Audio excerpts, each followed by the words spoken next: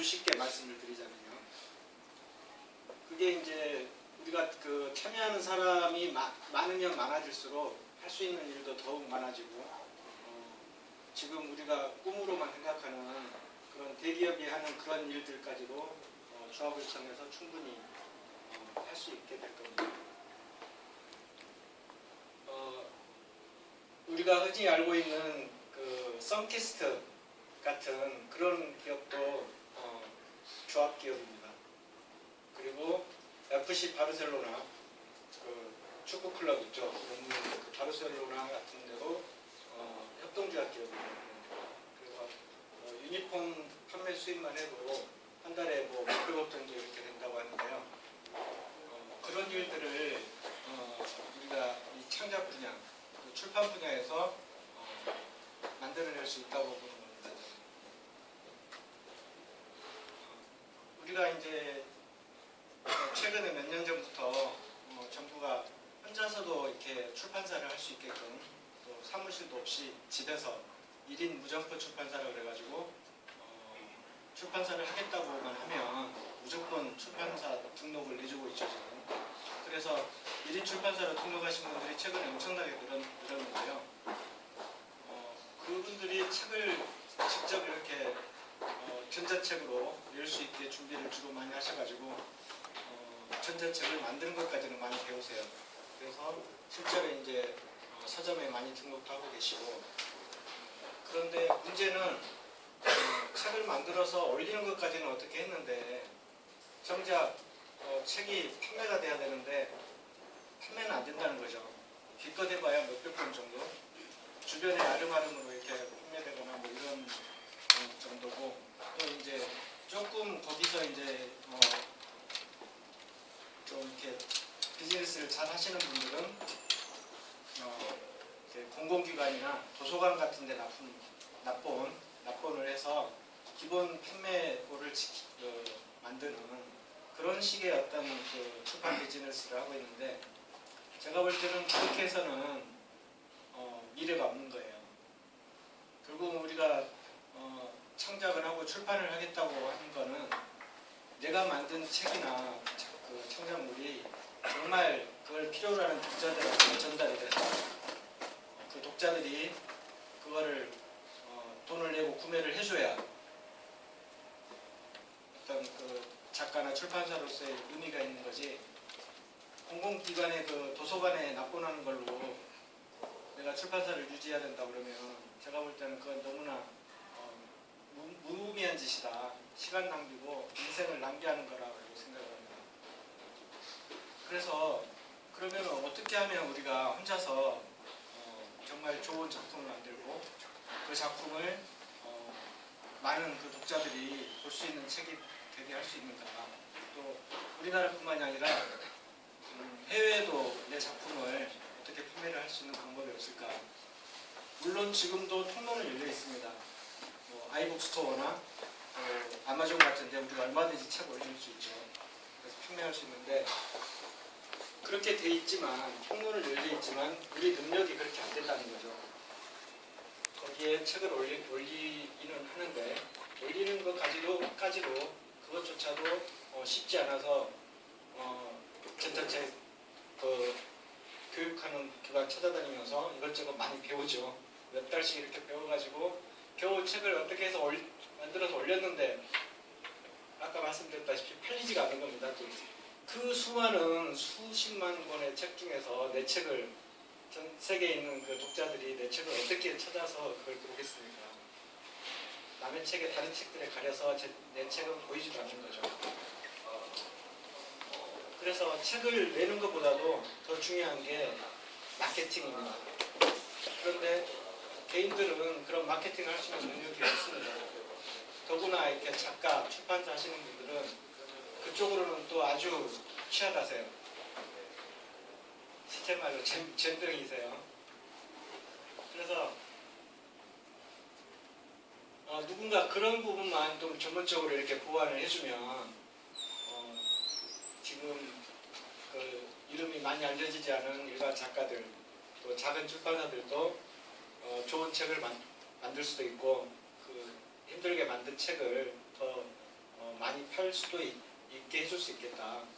그런 생각을 저는 계속 하고 있었는데 그 역할을 하려고 저도 이제 그 출판사를 차려서 그 마케팅 대행, 글로벌 퍼블리싱을 대행해주는 그런 사업도 시작을 했습니다만은 저도 작은 회사다 보니까 그거를 하겠다고는 했는데 한계가 있더라고요. 그래서 저는 이 협동조합 기업법이 생긴 게 너무나 큰 행운이라고 느껴졌어요. 이거라면 우리가 뭔가 해볼 수 있겠다. 사람만 모인다면 이걸 필요로 하는 사람이 몇천 명, 한 10,000명 정도만 모이면 정말 대단한 일을 해낼 수 있겠다. 이런 생각이 들더라고요. 그래서 한 10만 원 정도씩 10,000명이 모이면 10억 자본금을 가진 회사를 만들 수 있는데 그 10억 자본금을 가지고 조합원들이 필요로 하는 모든 그 창작물을 전부 무료로 출판을 해주자는 거예요. 그래서 조합에서는 그 기획, 출판 기획, 그 다음에 제작, 마케팅, 홍보 이런 전문 인력을 갖추고 조합원들이 책을 낼 단계부터 기획도 도와주고 제작도 멋있게 해주고 디자인, 애니메이션, 뭐 일러스트 이런 거 멋있게 넣어가지고 전문가들이 지원을 해주니까요.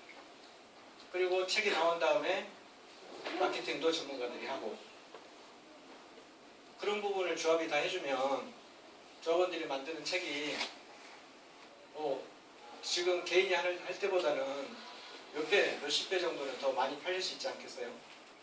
그렇게 해서 좀 팔리게 되면 당연히 수입이 지금보다 몇 배로 늘어날 거고 그 수입을 조합하고 나누더라도 작가나 이 창작자들은 기존에 혼자 할 때보다 훨씬 더 큰 이익을 낼 수 있다는 겁니다. 그러니까 서로 조합에 참여하는 사람들하고 조합 자체가 윈윈할 수 있다는 거죠. 그래서 우리가 함께 모여서 요즘에 이코노미가 아니라 위코노미라고 하던데 위이코노미 그 조합이야말로 그런 위코노미를 창출할 수 있는 너무나 좋은 수단이다. 제가 처음에는 이게 우리나라 정부에서 한 건 줄 알고 우리나라 정부에서 정말 쓸만한 일도 하네 그렇게 생각을 했는데 이게 한국 정부에서 시작한 게 아니고 유엔에서 그 저소득층하고 빈민들을 위해서 이 협동조합 기업을 전 세계 유엔 그 소속 국가들한테 협조 요청을 했더라고요. 협동조합이 각국에서 활성화될 수 있게 정부에서 좀 지원을 해주세요. 이렇게 해서 유엔이 작년 2012년을 세계 그 협동조합의 해로 선포를 하고 지구촌의 여러 나라의 정부에 공식적으로 그거를 요청을 한 겁니다. 각국에서 협동조합법을 시행을 해서 이걸 좀 활성화시켜 주십시오. 그런데 유엔에서 이렇게까지 한 이유는 IMF 이후로 여러 뭐 환란 겪고 이러면서 그 빈곤층이 너무 많아지고 그게 이제 전 세계 그 사회 문제가 되고 지구촌의 모든 국가들의 문제가 돼서 유엔이 발벗고 나선 거죠. 그래서 협동조합이 이제 우리나라에서도 유엔의 그런 요청을 제안을 받아들여서 작년에 준비를 해가지고 2012년 12월 5일부터 정식으로 이 법이 발효가 된 겁니다. 그래서 기획재정부하고 중소기업청이 이 주관 부서가 돼가지고 실제로 그 법률을 제정을 해서 12월 5일부터 시행이 된 거죠. 그래서 저는 이 협동조합 법을 우리가 잘 활용해서 제가 제안드린 대로 조합을 구성할 수 있게 되면 아까 말씀드린 그런 그 출판을 무료로 하고 이렇게 홍보까지 다 무료로 조합해 준다는 것은 너무 기본적인 그런 업무고요. 그거 외에 우리가 모이면 할 수 있는 일이 굉장히 또 많이 있어요. 예를 들면 우리가 조합에서 뭐 자본금을 몇억, 한 10억, 뭐 20억 이렇게 모아가지고 시작을 할 수 있게 되면 작가들이 여러 분야 다른 그 디자이너나 그 일러스트레이터나 또 기획자들이나 마케터들하고 함께 모여서 자기 작품의 어떤 그 기획을 얘기를 해주고 창작 단계에서 같이 협업을 할 수 있다는 겁니다. 그래서 그런 일을 할 수 있는 창작터를 따로 만들어서 이렇게 산수 좋은 곳에다가 초막을 짓거나 아니면 아무튼 연수원 같은 거를 지어가지고 거기에서 이렇게 숙식을 같이 하면서 거기서 이제 글 공부를 시작하는 사람들은 거기서 이제 학교도 운영을 하고요. 글 배우는 학교.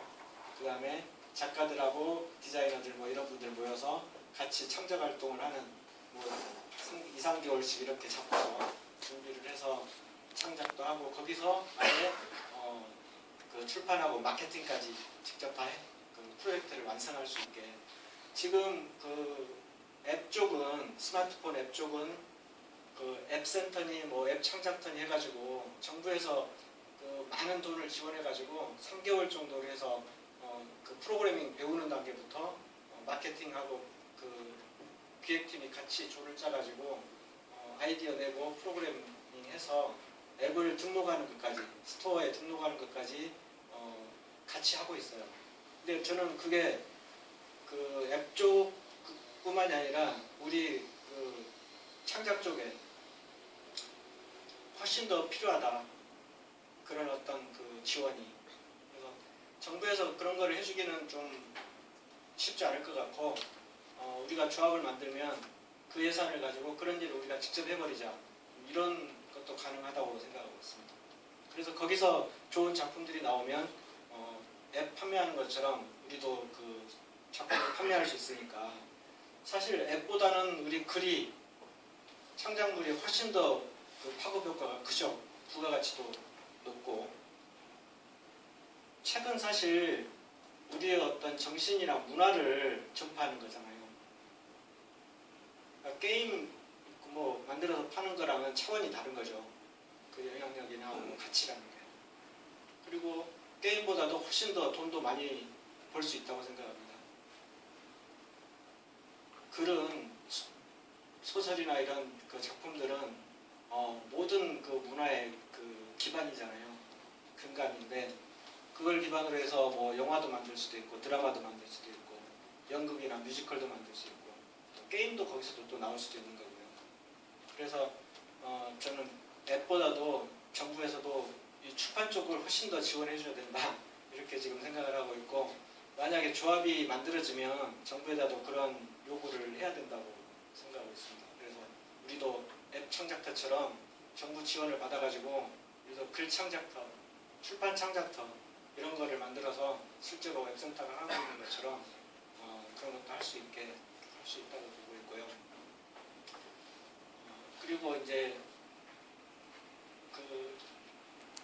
그런 그 창작에 대한 그런 기반 만드는 것 외에도 실제로 지금 그 신춘문예 같은 거를 이제 신문사에서 주로 하고 있잖아요. 그런데 저는 조합이 그 신춘문예를 더욱더 활성화시킬 수 있다고 보고 있습니다. 예를 들어서 우리가 이제 만든 자본금을 가지고 그 1,000만 원 정도를 상금으로 해서 신춘문예 작가들을 이렇게 등단을 시키고 그거를 저희가 전자책으로 출판을 해주는 거죠. 조합이.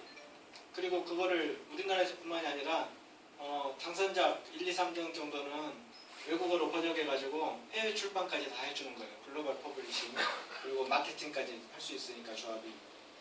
그렇게 되면 뭐 신문사 조선일보 신춘문예 당선되는 것보다 우리 조합에서 하는 신춘문예 당선되는 게 훨씬 더 하고 싶은 그런 그 공모전이 될 수도 있겠죠. 그리고 실제로 더 결과가 더 나을 수도 있고요. 그래서 그런 식으로 조합이 할 수 있는 일이 뭐 생각에 따라서 굉장히 많이 나올 수 있고요. 조합도 뭐 1,000만 원이나 되는 상금을 걸고도 충분히 그 이상 수익을 낼 수도 있다고 보고 있습니다. 제가 사실은 이렇게 말로 다 하려고 했던 게 아니고 그 피칭 자료를 준비를 하긴 했는데 지금 약간 좀 이렇게 좀 말씀을 드리다가 이제 좀 오버됐습니다만 다시 좀 자료를 보면서 차분히 좀